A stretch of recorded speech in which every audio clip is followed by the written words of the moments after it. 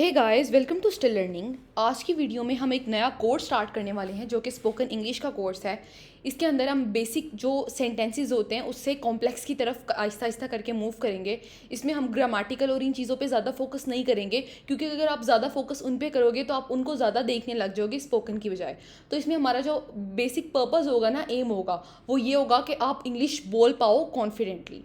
तो English confidently बोलने के लिए आज का जो हमारा लेक्चर है ये बेसिकली इंट्रोडक्शन पे बेस कर रहा है कि आपने कॉन्फिडेंटली इंग्लिश बोलनी कैसे है। फिर आहिस्ता आहिस्ता जो है हम प्रैक्टिस की तरफ जाएंगे। जो चीज़ें आपको याद करनी चाहिए, कुछ सेंटेंसेस मैं आपको बताऊंगी, कर्टसी वर्ड्स, और इन सब की तरफ हम आगे आहिस्ता आहिस्ता अपनी सीरीज़ की अगली एपिसोड्स में जाते जाएंगे, अगले लेक्चर्स में जाते जाएंगे। तो आपने अगर अभी तक चैनल को सब्सक्राइब नहीं किया तो चैनल को सब्सक्राइब करें और बेल आइकन पे क्लिक करें ताकि आगे आने वाली वीडियोस आप तक पहुंचती रहें।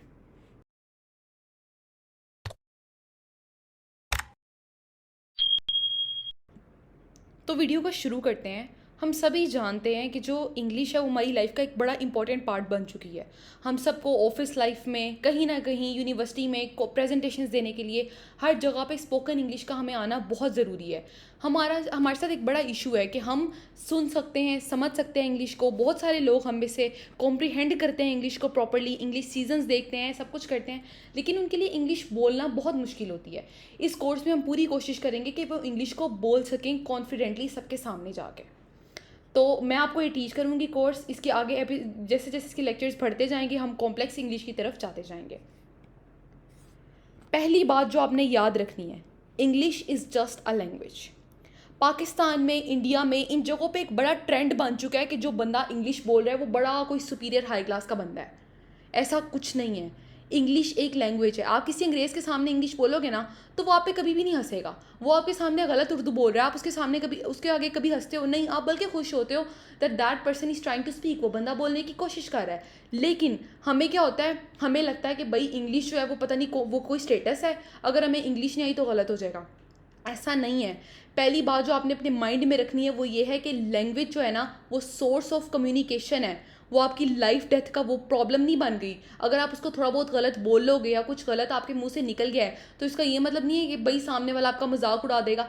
यहाँ पे होता है इन कंट्रीज़ के अंदर, इन एरियाज़ के अंदर आप देखते हो कि ये चीज़ बहुत आम है कि अगर किसी ने गलत इंग्लिश बोल दिया है, कोई गलत वर्ड बोल दिया है, कोई गलत वर्ड प्रोनाउंस कर दिया है, तो भाई उसका मजाक उड़ना शुरू हो जाता है। क्यों ऐसा होता है? ये चीज़ बिल्कुल गलत है।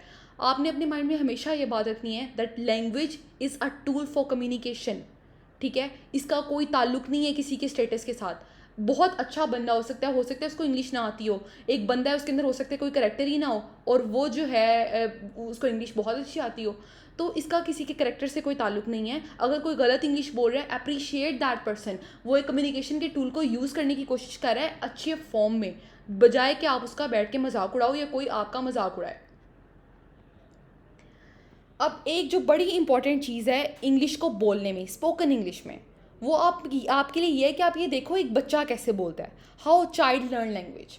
आप बच्चे को देखते हो, बच्चा जो है वो पहले तो वो आपकी बातों को बिल्कुल इग्नोर करता है। जब वो थोड़ा थोड़ा बड़ा होता है ना तो आपकी बातों को ऑब्जर्व करने की कोशिश करता है।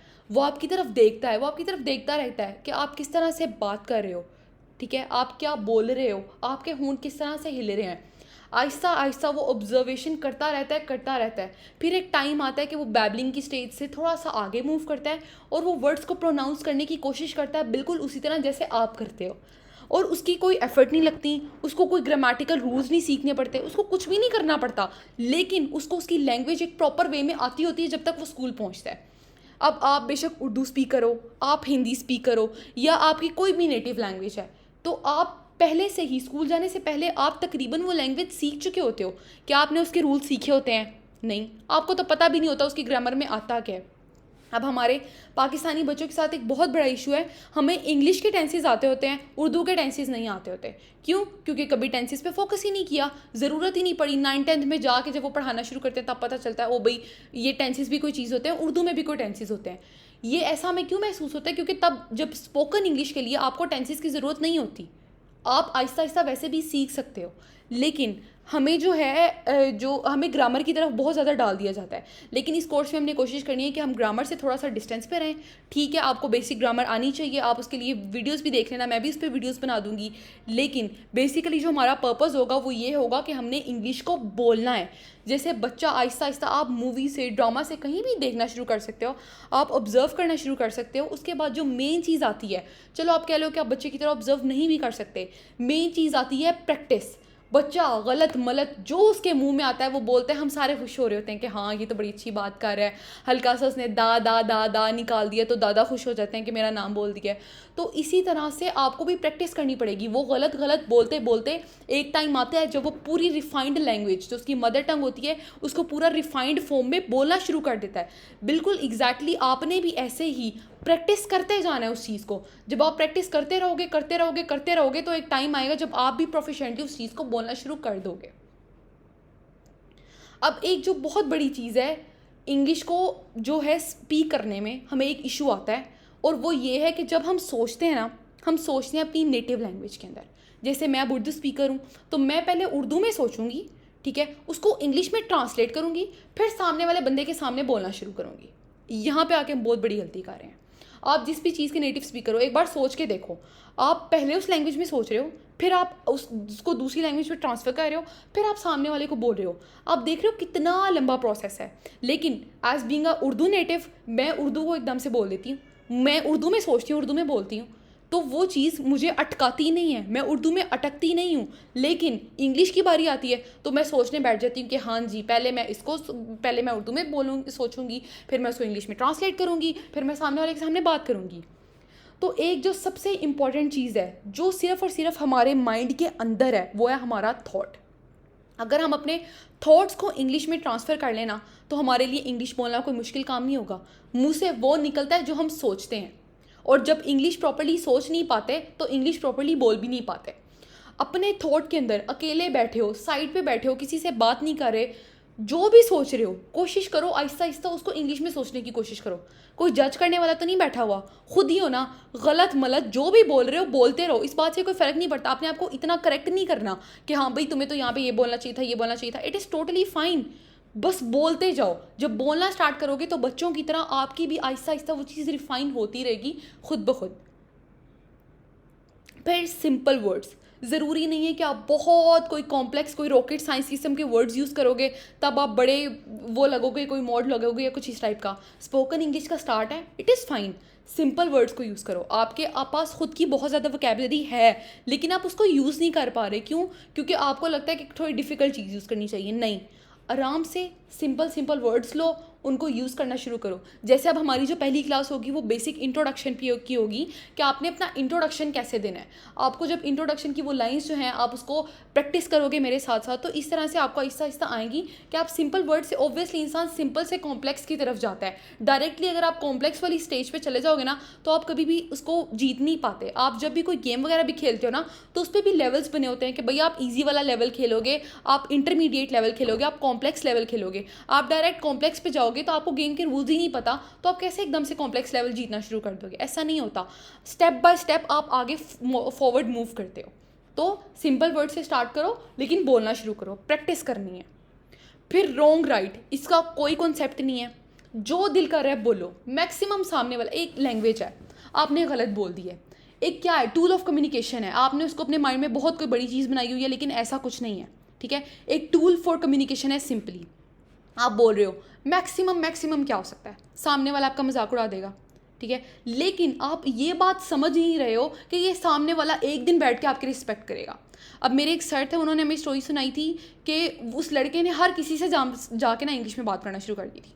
बात करता रहा, बिल्कुल जो कहते हैं ना उसको पेंडू एक्सेंट, उसका पेंडू एक्सेंट था।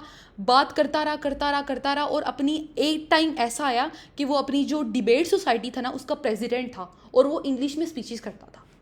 तो अब आप इसको देख रहे हो कि एक पहले शायद आपका कोई मजाक उड़ा रहा हो लेकिन एक टाइम आता है जब वो सामने वाले ही आपकी रिस्पेक्ट करते हैं क्योंकि आपने कुछ लर्न किया है। अब आपने सोचना ये कि भाई आप कुछ गेन कर रहे हो, उसको हंस के कुछ नहीं मिलेगा लेकिन आप कुछ गेन कर रहे हो और आपको वो चीज़ आ जाएगी क्योंकि आप उसकी प्रैक्टिस कर रहे हो। फिर एक चीज़ है, लर्निंग हैज़ नो एज। हमारी सोसाइटी में ये बहुत ज़्यादा, ये जो एक लाइन है ना, ये चलती है कि लर्निंग की कोई एज नहीं होती, आप किसी भी एज में पढ़ सकते हो। आप ड्रामा सीरियल्स में देखते हो, मूवीज़ के अंदर देखते हो, एक बड़ी सी लड़की है, एक बड़ा सा लड़का है, वो केजी क्लास के जाके बच्चों के साथ बैठ गया है, बड़ा अप्रिशिएट किया जाता है उसको। थ्योरेटिकली हम इस चीज़ को बहुत ज़्यादा मानते हैं, लेकिन व्हाट अबाउट प्रैक्टिकल? जब प्रैक्टिकल आता है तब हमें क्या होता है? जिस भी एज के हो आप, इस बात से कोई फ़र्क नहीं पड़ता, लर्निंग आप करते हो। अब आप डॉक्टर्स को देखो, डॉक्टर्स हैं, उनको हर एज में पढ़ना पड़ता है। क्यों? क्योंकि उनकी इक्विपमेंट चेंज होती रहती है। ऐसे ही हर प्रोफेशनल जो है उसको हर एज में आहिस्ता आहिस्ता पढ़ना पड़ता है, वरना वो फ्लॉप हो जाएगा। कंपनीज़ हैं, उनको अपने आप को इनोवेशन में लाना पड़ता है, वरना वो कंपनीज फ्लॉप हो जाती हैं। एक टाइम था, एक कंपनी थी, वो बहुत अच्छा परफॉर्म कर रही थी, लेकिन फिर उसने इनोवेशन नहीं की तो क्या, वो कंपनी फ्लॉप हो गई। तो इसी तरह से आपको भी अपने आप को अपग्रेड करना पड़ता है। और लर्निंग, वही बात है ना, लर्निंग की कोई एज नहीं है। तो भाई इस बात को अपनाओ कि आपने लर्न करना है। कोई फ़र्क नहीं पड़ता कौन सा मेथड आप यूज़ कर रहे हो, क्या कर रहे हो, आप प्रैक्टिस करो। क्या करेगा सामने वाला? हंस लेगा, इस उम्र में क्या बात कर रहा है, तो क्या हो गया? कुछ नहीं होता। मैक्सिमम वो यही कर सकता है कि वो आप पे हंस सकता है, इससे ज़्यादा आपका कोई कुछ नहीं, आपके लिए कुछ नहीं होगा। लेकिन बेनिफिट किसको मिला? आपको। आप सीखोगे कि हाँ भाई मैं कर रहा हूँ।